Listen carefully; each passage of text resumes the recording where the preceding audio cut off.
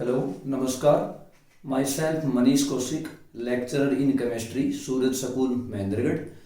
बेटा आज का हमारा एक टॉपिक हम डिस्कस करने जा रहे हैं। बहुत ही इंपॉर्टेंट टॉपिक है फिजिकल केमिस्ट्री का। टॉपिक का नाम है केमिकल इक्विलिब्रियम।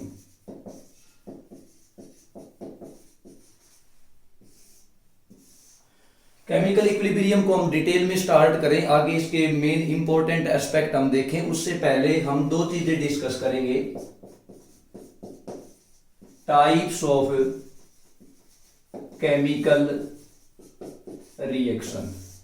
केमिकल रिएक्शन के कितने टाइप होते हैं?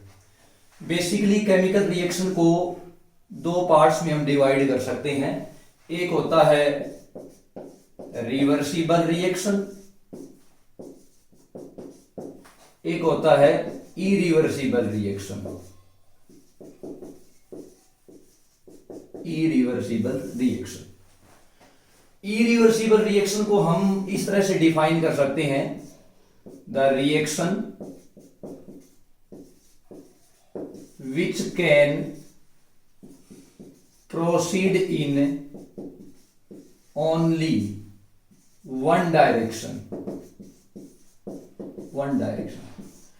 बेटा ऐसी रिएक्शन जो नेचर में केवल एक ही तरफ प्रोसीड कर सकती है उनको हम इरिवर्सिबल रिएक्शन बोलते हैं। यानी कि उनका रिएक्टेंट केवल कन्वर्ट होगा प्रोडक्ट में। अगर आप वापस प्रोडक्ट से रिएक्टेंट बनाना चाहो तो वो इनमें पॉसिबल नहीं है। ये रिएक्शन केवल एक डायरेक्शन में ही प्रोसीड करेगी। जैसे एक एग्जांपल लेते हैं हम।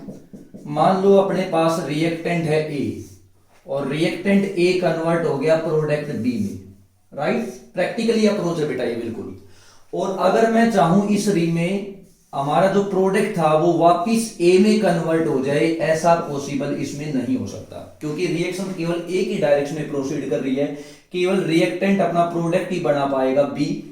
अगर मैं चाहूं कि वापिस अपना प्रोडक्ट रिएक्टेंट में कन्वर्ट हो जाए तो ऐसा इसमें पॉसिबल नहीं होता। इस रिएक्शन को हम क्या बोलेंगे? इरिवर्सिबल रिएक्शन बोलेंगे। एक एग्जांपल और लेता हूं मैं इसमें। जैसे मान लो हमने लिया एक स्ट्रॉन्ग बेस NaOH और इसकी रिएक्शन करवाई हमने स्ट्रॉन्ग एसिड के साथ, तो यहां पे एक न्यूट्रलाइजेशन रिएक्शन हो जाएगी। जब स्ट्रॉन्ग बेस स्ट्रॉन्ग एसिड के साथ रिएक्शन करेगा तो साल्ट प्लस वाटर बनाएगा और हमें मिल जाएगा NaCl प्लस में वाटर। ठीक है। अगर मैं चाहूं दोबारा से NaCl को हमने इसमें वाटर में मिक्स कर दिया तो प्रैक्टिकली हम ये बोलेंगे कि NaCl है वो सोल्यूबल है वाटर में, सोल्यूबल इनटू वाटर। लेकिन कभी भी NaCl को जब वाटर में मिलाते हैं तो हमें NaOH और HCl नहीं मिलता। इसका मतलब ये साबित होता है कि NaCl को जब वाटर में डिसॉल्व किया जाता है तो वो NaOH और HCl नहीं बनाता, क्योंकि ये जो रिएक्शन है ये रिवर्सिबल नहीं है, ये इरिवर्सिबल रिएक्शन है। ये केवल एक ही डायरेक्शन में प्रोसीड कर सकता था, NaOH plus HCl change into NaCl plus water. अगर इसको मैं रिवर्स करना चाहूं और वापिस से मैं रिएक्टेंट बनाना चाहूं तो ऐसा पॉसिबल नहीं है। एक और एग्जांपल हम यहां पे लेते हैं। जैसे मान लो मैंने मीथेन का कंबस्शन किया, तो मीथेन का कंबस्शन किया तो हमने CH4 को O2 के साथ रिएक्ट करवाया और इसको जैसे ही हम हीट करेंगे तो हमें मिलेगा CO2 प्लस में वाटर प्लस में एक लार्ज अमाउंट में यहां पे हीट रिलीज होगी। अगर इस रिएक्शन को मैं दोबारा रिवर्स डायरेक्शन में लिखना चाहूं कि CO2 को हम वाटर के साथ ट्रीट करें और वापिस हमें CH4 प्लस में ऑक्सीजन मिल जाए, ऐसा पॉसिबल नहीं है। ठीक है।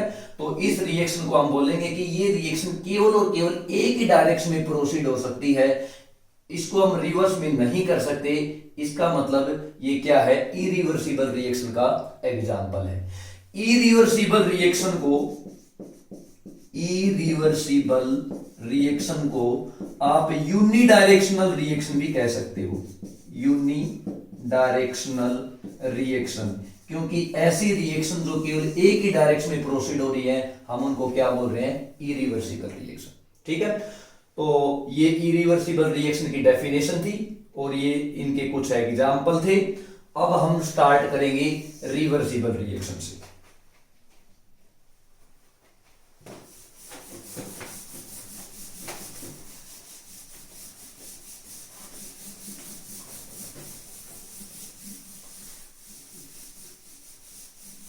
सेकंड टाइप है अभी अपना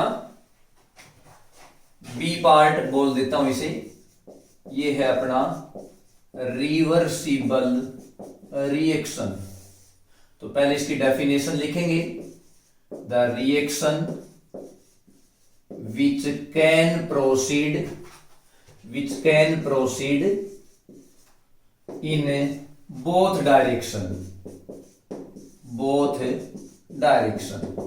यानी कि इससे अपना जो रिएक्टेंट है वो कन्वर्ट हो जाएगा प्रोडक्ट में, और अगर मैं चाहूं कि मेरे को प्रोडक्ट से वापस रिएक्टेंट बनाना है, अगर मैं चाहूं प्रोडक्ट से मेरे को वापस रिएक्टेंट बनाना है, तो इसमें ऐसा पॉसिबल है। ये दोनों स्टेप पॉसिबल है, इसमें दोनों एक दूसरे के अंदर कन्वर्ट हो जाएंगे। यानी कि इसको मैं रिप्रेजेंट कर दूंगा, reactant can convert into product and product simultaneously convert into reactant। यहां पे जो ये साइन यूज किया गया है, दोनों साइड एरो जो हमने यूज किया है, ये सिंबल है रिवर्सिबल रिएक्शन का। ठीक है, आई थिंक आप ये पॉइंट मेरा अच्छे से समझ पाए होंगे। एक इसका प्रैक्टिकल एग्जांपल लेता हूं मैं। मान के चलो अपने पास नाइट्रोजन है N2 और इसकी रिएक्शन मैंने हाइड्रोजन के साथ करवाई H2, और ये मेरे को मिल गया अमोनिया 2NH3। बैलेंस करने के लिए N2 है तो इसलिए मैंने इसको 2 से मल्टीप्लाई कर दिया, तो यहां पे हाइड्रोजन को बैलेंस करने के लिए मैं यहां से 3 से मल्टीप्लाई कर दूंगा। अब वापिस मेरे को क्या करना है, अमोनिया लिया मैंने और अमोनिया से वापिस मैंने क्या बना दिया, N2 प्लस में 3H2 बना दिया। ये ऐसा पॉसिबल है, इसका मतलब मैं इसको बोलूंगा कि ये एक रिवर्सिबल रिएक्शन का एग्जाम्पल है। एक बात आप यहां पे ध्यान देंगे, रिवर्सिबल का मतलब इक्विलिब्रियम बिल्कुल भी नहीं है बेटा। इसको हम इक्विलिब्रियम के साथ कोरिलेट नहीं कर सकते, बिकॉज इक्विलिब्रियम का मतलब क्या है, इक्विलिब्रियम तो एक स्टेट है, किसी भी रिएक्शन का एक नेचर है। कहने का मतलब है कि एक ऐसी स्टेट आ जाए जहां पे दोनों की कंसंट्रेशन अपनी बराबर हो जाए, अपने रिएक्टेंट की कंसंट्रेशन भी बराबर हो जाए और प्रोडक्ट की कंसंट्रेशन भी बराबर हो जाए। एक ऐसी स्टेट है जिसमें अपना मान लो जैसे N2 गैस है, हाइड्रोजन गैस है, अपना प्रोडक्ट बना अमोनिया, तो दोनों अपने रिएक्टेंट और प्रोडक्ट गैसियस फेज के अंदर है। अगर दोनों का एक ऐसी स्टेट आ जाए जहां पे रिएक्टेंट और प्रोडक्ट अगर अपने गैसियस फेज में है, तो उनका जो प्रेशर है वो कांस्टेंट हो जाएगा। उसको हम क्या बोलेंगे, इक्विलिब्रियम कंडीशन बोलेंगे। ठीक है, जहां पे कंसंट्रेशन बराबर हो जाए, जहां पे अपना प्रेशर बराबर हो जाए, जहां पे अपना टेम्परेचर है वो कांस्टेंट हो जाए, जहां पे फॉरवर्ड रिएक्शन की रेट, जब रिएक्टेंट प्रोडक्ट में कन्वर्ट होता है तो उसको हम फॉरवर्ड स्टेप बोलते हैं कि रिएक्शन फॉरवर्ड में जा रही है। जहां पे प्रोडक्ट अपना वापस रिएक्टेंट में कन्वर्ट होता है तो उसको हम बैकवर्ड रिएक्शन बोलते हैं। तो एक ऐसी स्टेट रिएक्शन की जहां पे अपनी फॉरवर्ड रिएक्शन की स्पीड और बैकवर्ड रिएक्शन की स्पीड यानी कि जो रेट है वो बराबर हो जाए, उसको उस कंडीशन को हम क्या बोलेंगे कि अब वहां पे इक्विलिब्रियम अटेन हो चुका है। जबकि रिवर्सिबल में ऐसा कंडीशन नहीं होता कि अपनी कंसंट्रेशन बराबर हो जाए, प्रेशर बराबर हो जाए या टेम्परेचर है वो कांस्टेंट हो जाए, ऐसा कुछ इसमें मेंशन नहीं होता। तो रिवर्सिबल है वो एक रिएक्शन का टाइप है, जबकि इक्विलिब्रियम है वो रिएक्शन की क्या है, एक कंडीशन है। ठीक है, एंड वन मोर थिंग, यहां पे एक ध्यान देने की बात यह है कि इक्विलिब्रियम जो है वो केवल और केवल अटेन किया जाता है इन ए क्लोज्ड कंटेनर। अगर क्लोज्ड कंटेनर नहीं लेते हैं, सपोज कीजिए मैं यही रिएक्शन अमोनिया की formation Bosch and Haber process से अमोनिया बनाते हैं, यहाँ पे कैटालिस्ट भी यूज कर सकते हैं हम, iron in presence of molybdenum, क्योंकि नाइट्रोजन एक इनर्ट गैस है। नॉर्मल कंडीशन पे हाइड्रोजन भी रिएक्शन नहीं करता है, तो हमने यहाँ पे एक कैटालिस्ट यूज किया है, iron in presence of molybdenum. ठीक है, तो हम ये बोलेंगे कि अगर मेरे को यहाँ पे इक्विलिब्रियम अटेन करवाना है तो मेरे को ये रिएक्शन क्लोज्ड कंटेनर में करवानी पड़ेगी। अगर ऐसा हम नहीं करते हैं तो जो अपना प्रोडक्ट बनेगा अमोनिया वो एस्केप आउट हो जाएगा, उसके बाद प्रोडक्ट अपना अवेलेबल ही नहीं रहेगा रिएक्टेंट में कन्वर्ट होने के लिए। तो इसलिए हमेशा जब भी इक्विलिब्रियम अटेन किया जाएगा वो हमेशा क्लोज्ड कंटेनर में किया जाएगा। ठीक है, अभी हमने केवल टाइप पढ़े हैं। केमिकल इक्विलिब्रियम को मैं डिटेल से स्टार्ट करूं इससे पहले अपने को दो टाइप पढ़ने हैं कि on the basis of in which direction the reaction can proceed. हमने रिएक्शन को दो पार्ट में डिवाइड किया है, रिवर्सिबल एंड इरिवर्सिबल। अभी इन दोनों को हमने इनकी डेफिनेशन डिस्कस की है, इनके कुछ एग्जाम्पल डिस्कस किए हैं कि रिवर्सिबल में हम डबल साइड एरो यूज करेंगे और इरिवर्सिबल में हम केवल यूनिडायरेक्शनल स्टेप है तो केवल एक ही साइड में प्रोसीड करेगी। तो एक साइड एरो से उसे रिप्रेजेंट किया है। ग्राफिकली हम इसको कैसे रिप्रेजेंट करेंगे वो एक बार हम देखेंगे। ग्राफिकली इनको कैसे रिप्रेजेंट किया जा सकता है, रिवर्सिबल को और इरिवर्सिबल को। ग्राफ से रिप्रेजेंट करने का मतलब ये है कि मैं यहां पे एक ग्राफ रिप्रेजेंट कर देता हूं। वाई एक्सिस पे मैंने ले ली कंसंट्रेशन, मान लो कंसंट्रेशन रिएक्टेंट की है और यहां पे टी फॉर टाइम ले लिया मैंने। ठीक है, रिएक्टेंट की कंसंट्रेशन वर्सेस टाइम के बीच में मैंने ग्राफ प्लॉट किया और अगर ये अपनी कर्व ऐसे बन जाती है डिक्रीजिंग कर्व और यहाँ पे ये ऐसे मिल जाती है यहाँ पे, यानी कि रिएक्टेंट की कंसंट्रेशन है इस पॉइंट पे, रिएक्टेंट की जो कंसंट्रेशन है वो कितनी होगी, 0 होगी। अपना रिएक्टेंट कंप्लीटली कंज्यूम हो गया रिएक्शन में। ठीक है, तो ये जो कर्व बोली जाएगी ये इरिवर्सिबल रिएक्शन की कर्व बोली जाएगी, इरिवर्सिबल रिएक्शन की कर्व। रिवर्सिबल में क्या होता है, रिवर्सिबल में हम ऐसा ग्राफ प्लॉट करेंगे, यहां पे मैंने ले ली रिएक्टेंट की कंसंट्रेशन और रिएक्टेंट चाहे मेंशन मत करो यहां पे आप, यहां पे मैं कंसंट्रेशन लिख देता हूं, रिएक्टेंट है या अपना प्रोडक्ट है, यहां पे ये टाइम है और मैंने क्या कहा अगर रिएक्टेंट ले रहे हो तो एक टाइम ऐसा आएगा कि रिएक्टेंट अपना डिक्रीज होता जाएगा और उस टाइम के बाद क्या हो गया, कांस्टेंट हो गया। रिएक्टेंट शुरुआत में रिएक्शन प्रोसीड करेगी फॉरवर्ड में और कुछ टाइम के बाद अपना रिएक्टेंट की जो कंसंट्रेशन है ना वो क्या होगी, कांस्टेंट होगी। अगर मैं प्रोडक्ट की टर्म में बताऊं, यहां पे लिख देते हैं इन टर्म्स ऑफ रिएक्टेंट और यहां पे धीरे धीरे जैसे अपना रिएक्टेंट प्रोडक्ट में कन्वर्ट होगा, प्रोडक्ट की कंसंट्रेशन बढ़ती जाएगी और एक टाइम के बाद ये भी क्या हो गया, कांस्टेंट हो गया। यहां पे मैं लिख दूंगा ये प्रोडक्ट की कंसंट्रेशन है। ठीक है, तो यहां पे एक पॉइंट है, ये जो पॉइंट है इस पॉइंट के बाद अपना जो रिएक्टेंट की कंसंट्रेशन है और प्रोडक्ट की कंसंट्रेशन है वो बिल्कुल बेटा बराबर हो गई है। तो इसको हम रिप्रेजेंट कर सकते हैं किसके लिए, इरिवर्सिबल रिएक्शन के लिए, सॉरी रिवर्सिबल रिएक्शन के लिए। रिवर्सिबल रिएक्शन की कर्व है ये, रिवर्सिबल रिएक्शन की कर्व। ठीक है, रिएक्टेंट है और ये प्रोडक्ट है। ठीक है, इसके आगे देखो भाई, ग्राफिकली हमने ये सीखा। अच्छा, कैसे डिटेक्ट करेंगे हम, अगर हमें डिटेक्ट करना हो कि कौन सी रिवर्सिबल रिएक्शन है कौन सी इरिवर्सिबल रिएक्शन है, तो सिंपली हमने एक यहां पे एक साइन यूज किया है कि अगर वन साइडेड एरो है तो मैं इसे बोलूंगा रिवर्सिबल, इरिवर्सिबल रिएक्शन, ये इरिवर्सिबल रिएक्शन, इरिवर्सिबल रिएक्शन क्योंकि एक ही डायरेक्शन है। और अगर ये साइन है, दोनों साइड एरो अगर हम यूज कर रहे हैं तो ये है रिवर्सिबल के लिए, रिवर्सिबल के लिए A change into B and B change into A. ठीक है, तो बेसिकली अब अपना जो मेन जो इसका मोटिव था इरिवर्सिबल और रिवर्सिबल का समझने का, वो था टाइप ऑफ रिएक्शन समझना। ठीक है, अब इसके बाद हम प्रोसीड करते हैं केमिकल इक्विलिब्रियम। ठीक है, तो केमिकल इक्विलिब्रियम में बेसिकली हम बोलेंगे इक्विलिब्रियम। इक्विलिब्रियम को हम समझे इससे पहले मैं एक बेसिक एग्जांपल देता हूं डेली लाइफ का।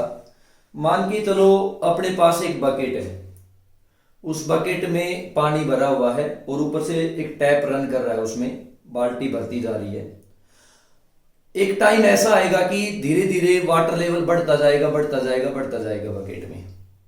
इससे अपोजिट अगर हम सोचें कि कोई वहां पे फाइन ओरिफाइस कर दिया हमने, कोई होल कर दिया उसमें क्रिएट बकेट में, तो सपोज करो कि पानी के जो निकलने की जो स्पीड है वो बाल्टी में जो पानी आ रहा है उससे ज्यादा है, तो धीरे धीरे वाटर का जो लेवल है बकेट में वो नीचे होता जाएगा, डाउन होता जाएगा।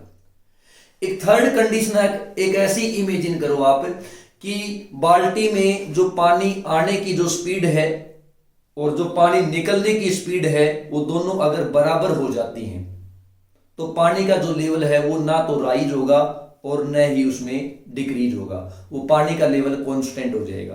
तो क्या हम ऐसा बोल सकते हैं कि बाल्टी में पानी नहीं आ रहा, पानी तो आ रहा है, टैप चल रहा है, तो क्या हम ये बोल सकते हैं कि पानी की निकलने की जो स्पीड है या पानी निकलना बंद हो गया? वो भी नहीं हो रहा, वो भी कंटिन्यू है, क्योंकि पानी के आने की स्पीड और पानी के जाने की स्पीड है वो दोनों बराबर हो गई हैं। सेम इसी वे से जब अपनी कोई रिएक्शन प्रोसीड होती है तो रिएक्टेंट की प्रोडक्ट में कन्वर्ट होने की स्पीड यानी कि फॉरवर्ड वाला स्टेप और प्रोडक्ट की रिएक्टेंट में कन्वर्ट होने की स्पीड है यानी कि बैकवर्ड वाला स्टेप, वो दोनों की स्पीड बराबर होगी बेटा। उस कंडीशन को हम क्या बोलते हैं? इक्विलिब्रियम बोलते हैं। बात समझे? तो इसी तरह से मैं यहां पे बोल दूंगा इक्विलिब्रियम में हम बोल देंगे पहला जो स्टेप है, पहली जो इसका जो एक फीचर है, एक किस्म से आप कह सकते हो कि इक्विलिब्रियम का जो एक किस्म से कैरेक्टरिस्टिक हम बोल सकते हैं, वो क्या बोल सकते हैं कि at the point of equilibrium, at the point of equilibrium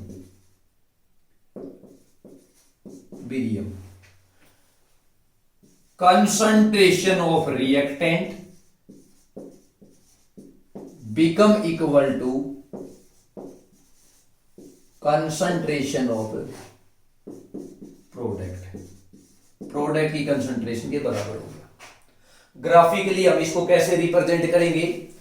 graph से हम इसको रिप्रेजेंट करने का तरीका ये है, यहां पे आप ले लो कंसंट्रेशन और यहां पे ले लो आप टाइम, ठीक है। रिएक्टेंट की कंसंट्रेशन धीरे धीरे डिक्रीज हुई और कुछ टाइम के बाद कांस्टेंट हो गई। प्रोडक्ट की कंसंट्रेशन धीरे धीरे इंक्रीज हुई और कुछ टाइम के बाद क्या होगी? कांस्टेंट हो गई। ये रिएक्टेंट की कंसंट्रेशन है और ये प्रोडक्ट की कंसंट्रेशन है, ठीक है। ये जो पॉइंट है, इस पॉइंट के बाद दोनों की कंसंट्रेशन बिल्कुल बराबर है। इससे पहले इक्विलिब्रियम नहीं है, क्योंकि इससे पहले कंसंट्रेशन चेंज है, यहां पे कंसंट्रेशन डिक्रीज हो रही है। यहां पे आप इस पॉइंट पे देखो ना, जब टाइम 0 है तो रिएक्टेंट की कंसंट्रेशन मैक्सिमम है। जब टाइम 0 है, रिएक्शन अभी शुरुआत नहीं है, उस टाइम पे प्रोडक्ट की कंसंट्रेशन 0 है, ठीक है। यहां पे रिएक्टेंट मैक्सिमम है और यहां पे अपना इस पॉइंट पे प्रोडक्ट मैक्सिमम है, ठीक है। तो यहां इस पॉइंट के बाद क्या हो रहा है? इस पॉइंट को हम बोल देंगे ये इक्विलिब्रियम पॉइंट है। इस पॉइंट के बाद इक्विलिब्रियम अचीव हो चुका है, क्योंकि इस पॉइंट के बाद रिएक्टेंट की कंसंट्रेशन और प्रोडक्ट की कंसंट्रेशन क्या हो गई? बराबर हो गई। कंसंट्रेशन का मतलब यहां पे दोनों की जो एक किस्म से चेंज होने की जो स्पीड है वो क्या हो गई है? बराबर हो गई है, ठीक है। दोनों एक ही उससे प्रोसीड कर रहे हैं, एक ही स्पीड से प्रोसीड कर रहे हैं, ठीक है। कंसंट्रेशन यहां पे बराबर हो गई है। दूसरा हम इसको ऐसे भी रिप्रेजेंट कर सकते हैं, कि यहां पे मैं ले लूं कंसंट्रेशन, रिएक्टेंट की कंसंट्रेशन, और यहां पे ले लूं मैं टाइम। ये रिएक्टेंट है, ये अपना प्रोडक्ट है, इसको मैं ऐसे रिप्रेजेंट कर दूं, ऐसे ले गया कर्व को और इसको मैं यहां पे ऐसे मिला दूं, ठीक है। यानी कि इस पॉइंट के बाद अपना इक्विलिब्रियम अचीव हो गया है। इस पॉइंट को मैं बोल दूंगा इक्विलिब्रियम पॉइंट, क्योंकि इस पॉइंट के बाद आप नोटिस करेंगे कि अपना जो ये जो इनकी जो स्पीड है, जो प्रोसेस, जो कंसंट्रेशन आप कह सकते हो कि कंसंट्रेशन वर्सेस टाइम का ग्राफ ले रहे हैं, वो क्या हो गया है, बिल्कुल कांस्टेंट हो गया है। तो इसको आप बोल सकते हो कि ये पॉइंट इक्विलिब्रियम पॉइंट है। इस पॉइंट के बाद इक्विलिब्रियम अचीव हो चुका है। एक तीसरा ग्राफ इस तरह से रिप्रेजेंट कर सकते हो आप। एक और ग्राफ ले रहे हैं हम यहाँ पे, ये टाइम है और ये अपने पास कंसंट्रेशन है। मैं इसको ऐसे रिप्रेजेंट कर दूंगा, ये रिएक्टेंट और ये अपना प्रोडक्ट। इस पॉइंट के बाद, इस पॉइंट को मैं बोल देता हूं इक्विलिब्रियम पॉइंट, और इस पॉइंट के बाद जो है अपना इक्विलिब्रियम अचीव हो चुका है। इस पॉइंट के बाद दोनों की कंसंट्रेशन में कोई चेंज नहीं आ रहा है। जितना चेंज आना था वो तो इससे पहले आ चुका है। ये देखो, रिएक्टेंट की कंसंट्रेशन घटी, प्रोडक्ट की कंसंट्रेशन बढ़ी, इसके बाद कोई चेंज नहीं, इसके बाद कोई चेंज नहीं। ठीक है, यहां पे देखो रिएक्टेंट की कंसंट्रेशन घटी, प्रोडक्ट की कंसंट्रेशन बढ़ी। इस पॉइंट के बाद दोनों की कंसंट्रेशन बिल्कुल सही है, मतलब कोई भी यहाँ पे चेंज नहीं हुआ है दोनों की कंसंट्रेशन। यहाँ पे देखो रिएक्टेंट की कंसंट्रेशन बढ़ी, प्रोडक्ट की कंसंट्रेशन, रिएक्टेंट की कंसंट्रेशन घटी, प्रोडक्ट की कंसंट्रेशन बढ़ी। इस पॉइंट के बाद दोनों की कंसंट्रेशन में कोई चेंज नहीं आ रहा। तो हम बोलेंगे at the point of equilibrium concentration of reactant become equal to concentration of product। Second point अब इसमें डिस्कस करेंगे, ये इन टर्म्स ऑफ मैंने कंसंट्रेशन बताया। तो कंसंट्रेशन जब बराबर हो गई है तो क्या हम ये बोल दें कि रिएक्शन वहां पे स्टॉप हो गई है? भाई अगर कंसंट्रेशन में कोई बदलाव नहीं आ रहा है, कंसंट्रेशन में कोई चेंजेस नहीं आ रहा है, तो क्या हम ये समझ लें कि रिएक्शन वहां पे स्टॉप हो गई है? ऐसा बिल्कुल भी नहीं है। रिएक्शन प्रोसीड कर रही है, वो हमें लग रहा है कि एकदम से वो चेंज होना बंद हो गया है, लेकिन वास्तव में अगर उसको प्रैक्टिकली अप्रोच से अगर हम ऑब्जर्व करेंगे तो रिएक्टेंट उस टाइम पे प्रोडक्ट में चेंज हो रहा है और प्रोडक्ट साइमल्टेनियसली अपना कन्वर्ट हो रहा है किसके अंदर? रिएक्टेंट के अंदर। रिएक्शन दोनों स्पीड में चल रही है, फॉरवर्ड में भी और बैकवर्ड में भी। तो मैं ये बोलूंगा सेकेंड पॉइंट हम बनाएंगे equilibrium. Equilibrium is dynamic in nature। Equilibrium is dynamic in nature। अभी रिसेंटली जो अपना सेकंड टर्मिनल एग्जाम हुआ था उसमें इससे क्वेश्चन आया भी था। आपको शो करना था, प्रूफ देना था इस बात का, कोई एग्जाम्पल दे के ये हमें ये दिखाना था कि इक्विलिब्रियम है वो डायनेमिक नेचर में कैसे होता है। ठीक है, और इसी के साथ आपको ये पॉइंट कभी भी नहीं भूलना है, ये मैं बार बार रिपीट करवा रहा हूं। डायनेमिक नेचर का मतलब है कि वो दोनों डायरेक्शन में चलेगा। ठीक है, 0 डिग्री सेल्सियस पे आइस जो है, सॉलिड फॉर्म ऑफ वाटर, वो डायनेमिक इक्विलिब्रियम है किसके? लिक्विड वाटर के साथ, क्योंकि वहां पे 0 डिग्री सेल्सियस पे और एट 1 atm प्रेशर पे आइस का मेल्ट होना और वाटर, लिक्विड वाटर का फ्रीज होना, दोनों डायनेमिक इक्विलिब्रियम कंडीशन में है। वहां पे इक्विलिब्रियम अचीव हो चुका है।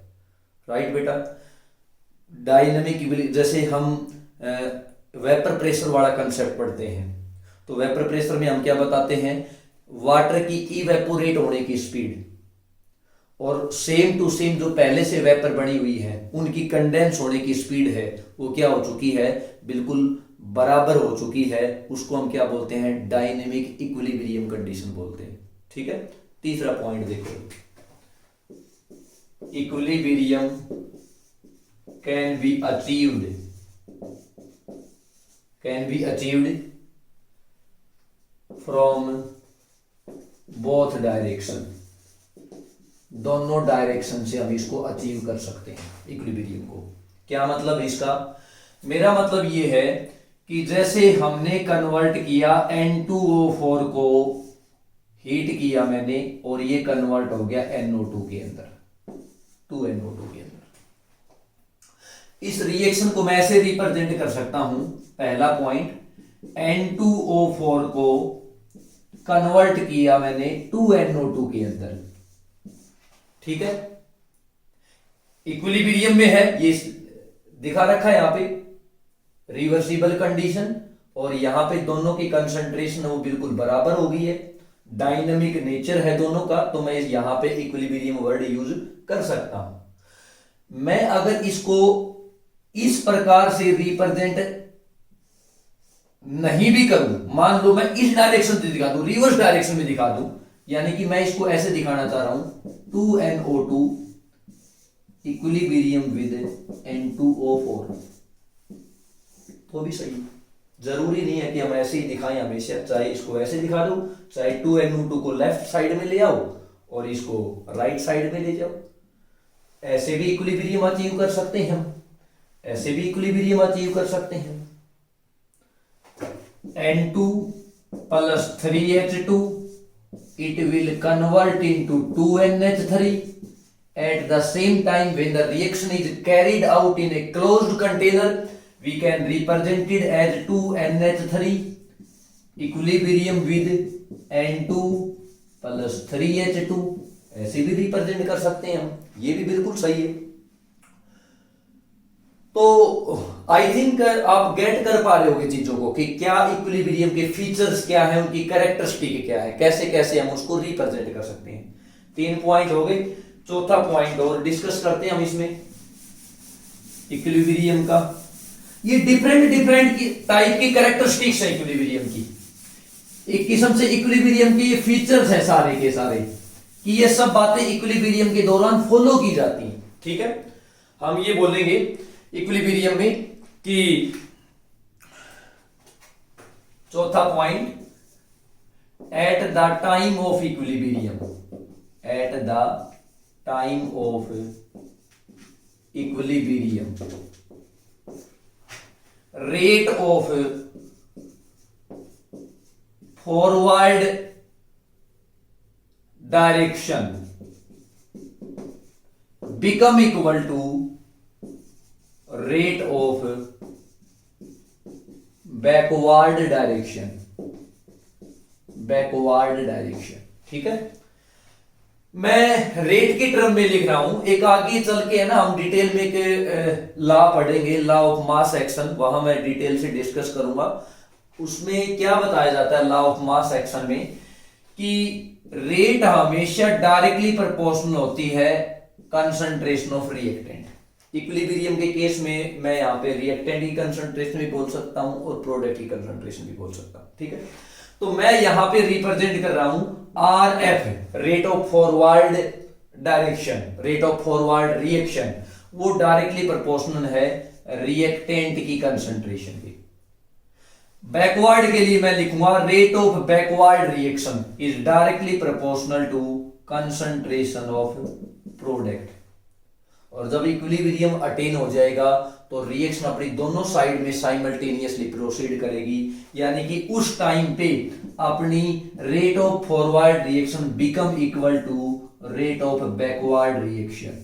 ठीक है, तो ऐसे हम रिप्रेजेंट कर सकते हैं। यहां पे मैंने स्टोइकियोमेट्री मेंशन नहीं की है, लॉ ऑफ मास एक्शन जब डिटेल में पढ़ाऊंगा तब यहां पे जो भी अपनी स्टोइकियोमेट्रिक कोएफिशिएंट होंगे वो सारे के सारे बेटा किस में चले जाएंगे, अपने पावर में चले जाएंगे। ठीक है, इसके बाद हम बोलेंगे भाई पांचवा point, during equilibrium, during equilibrium certain function, certain property, certain variable become constant. जैसे during equilibrium concentration, pressure and colour, ये ऑब्जर्वेबल प्रॉपर्टी है बेटा। कंसंट्रेशन को आप ऑब्जर्व कर सकते हो, आप प्रेशर को ऑब्जर्व कर सकते हो, आप कंसंट्रेशन में कोई बदलाव नहीं आ रहा, समझ जाना इक्विलिब्रियम अटेन हो गया है। प्रेशर में एक टाइम के बाद रिएक्शन प्रोसीड करेगी, एकदम से ऐसा नहीं कि शुरुआत होती है रिएक्शन अपनी इक्विलिब्रियम अटेन कर लेगी, कुछ टाइम लगेगा और कुछ टाइम के बाद आपको लगता है कि प्रेशर आपका कांस्टेंट हो गया। जैसे आप क्लोज्ड कंटेनर के अंदर, क्लोज्ड कंटेनर के अंदर आप कैल्शियम कार्बोनेट को हीट कर रहे हो, जब कैल्शियम कार्बोनेट को हीट करते हैं यानी कि थर्मल डिकम्पोजिशन होगा इसका, तो यहां पे बनेगा क्विकलाइन प्लस में कार्बन डाइऑक्साइड। एक टाइम ऐसा आएगा कि मैं यहां पे एक डिवाइस लगा देता हूं, इस डिवाइस का नाम है manometer. Manometer is a device which is use to measure the pressure of a gas. ठीक है, तो कुछ टाइम के बाद जैसे जैसे CO2 बढ़ेगा ना, मैनोमीटर में मरकरी का लेवल राइज होने लग जाएगा, प्रेशर बढ़ने लग जाएगा। उसी टाइम पर कुछ टाइम के बाद जो CO2 है वो वापिस CaO के साथ रिएक्शन करके और कैल्शियम कार्बोनेट बना देगा। अगर मैं ये रिएक्शन क्लोज कंटेनर में कर रहा हूं तो, ठीक है, एग्जांपल को समझने की कोशिश करना बेटा। कुछ टाइम के बाद जैसे जैसे आपका कैल्शियम कार्बोनेट डिकम्पोज होता जाएगा, more and more amount of CO2 will be released, तो प्रेशर लगातार बढ़ता जाना चाहिए। लेकिन रिएक्शन में कंटेनर, क्लोज कंटेनर में कर रहा हूं, CO2 निकल नहीं पा रही है, वापिस से कंबाइन होके क्या बढ़ा देगा, CaCO3, यानी कि कुछ टाइम के बाद प्रेशर क्या हो जाएगा, मैनोमीटर में कांस्टेंट हो जाएगा। ऑब्जर्वेबल प्रॉपर्टी, आप इसको ऑब्जर्व कर सकते हो रीडिंग के थ्रू यहां से। तो प्रेशर अगर कांस्टेंट हो जाए, कंसंट्रेशन अगर कांस्टेंट हो जाए, तो हम समझ जाएंगे कि इक्विलिब्रियम वहां पे क्या हो चुका है, अटेन हो चुका है। कलर वाला जो कंसेप्ट है ये हर किसी केस में लागू नहीं होगा, हम सब जगह ये अप्लाई नहीं कर सकते। इसका एक एग्जांपल दे रहा हूं मैं कि कलर वाला अप्लाई फिर कहां पे करेंगे। कलर का अप्लाई कंसेप्ट करने के लिए हम क्या करेंगे, एक स्पेशल केस ले रहा हूं मैं यहां पे। जैसे मेरे पास है N2O4, इसको इक्विलिब्रियम में दिखाया मैंने 2NO2 के साथ। बेटा ध्यान देंगे, N2O4 जो होता है वो कलरलेस होता है, कलरलेस, और जो NO2 है वो ब्राउन कलर की गैस होती है, ब्राउन कलर्ड गैस। क्या होगा फिर इसमें, जैसे जैसे N2O4 NO2 में चेंज होगा, आप एक क्लोज कंटेनर में, एक जार में कर रही है रिएक्शन, धीरे धीरे कंटेनर में क्या होगा, ब्राउन कलर अपीयर होने लग जाएगा। शुरुआत में तो कलरलेस था अपना N2O4, धीरे धीरे ब्राउन कलर अपीयर होने लग जाएगा, उसमें कंटेनर के अंदर साफ दिखाई देगा, हम समझ जाएंगे NO2 गैस की फॉर्मेशन हो चुकी है। ठीक है, धीरे धीरे क्या होगा, कलर की इंटेंसिटी डल पड़ती जाएगी, क्योंकि उसी टाइम पे साइमल्टेनियसली NO2 कन्वर्ट हो रहा है N2O4 में। तो N2O4 कैसा है, कलरलेस है, लेकिन साथ ही साथ N2O4 NO2 भी बना रहे। Rate of forward reaction become equal to rate of backward reaction. ठीक है, जब ये दोनों स्पीड बराबर होगी तो NO2 भी बन रहा है और उतना ही कन्वर्ट हो रहा है N2O4 में भी। धीरे धीरे बेटा ब्राउन कलर की जो इंटेंसिटी है वो कम होने लग जाएगी, डल पड़ने लग जाएगा। सारे कंटेनर में आपको इक्वल इंटेंसिटी नजर आने लग जाएगी कलर की। समझ जाना कि कलर की इंटेंसिटी वहां पे बराबर हो चुकी है, जैसे कंसंट्रेशन बराबर हुई थी, जैसे प्रेशर बराबर हुआ था, कलर की इंटेंसिटी बराबर होगी। समझ जाना इक्विलिब्रियम अचीव हो चुका है। ठीक है, एंड लास्ट पॉइंट इसमें मैं रिप्रेजेंट करूंगा, पांचवी जो इसकी कैरेक्टरिस्टिक है कि at the time of equilibrium concentration, pressure और टेम्परेचर नो चेंज। ज्यादा इसे डिस्कस करेंगे हम आगे चल के ली चैटलियर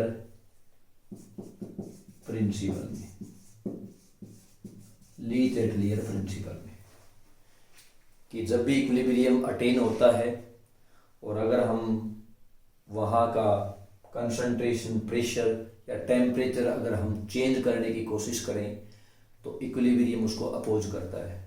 जो भी इफेक्ट हम अप्लाई करेंगे वो उसको मिनिमाइज करने की कोशिश करेगा, इक्विलिब्रियम दोबारा अटेन करने की कोशिश करेगा।